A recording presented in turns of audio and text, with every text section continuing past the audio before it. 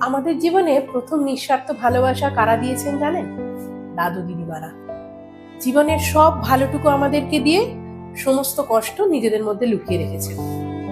একসময় যারা আমাদের হাত ধরে হাঁটতে শিখিয়েছিলেন, সময়ের সাথে সাথে আজ তাদের যে কোনো শক্ত খাবার চিবিয়ে খাওয়াটা ভীষণ কষ্টকর হয়ে গেছে।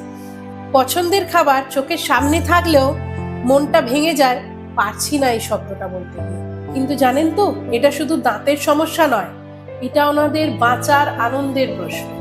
ওনাদের যত্ন নেওয়াটা আমাদের দায়িত্ব, যাতে ওনারা আবার ভালোভাবে হাসতে পারেন, সমস্ত শক্ত খাবার চিবিয়ে খেতে পারেন এবং সর্বোপরি আরো কিছুটা বছর আমাদের সাথে থাকতে পারেন।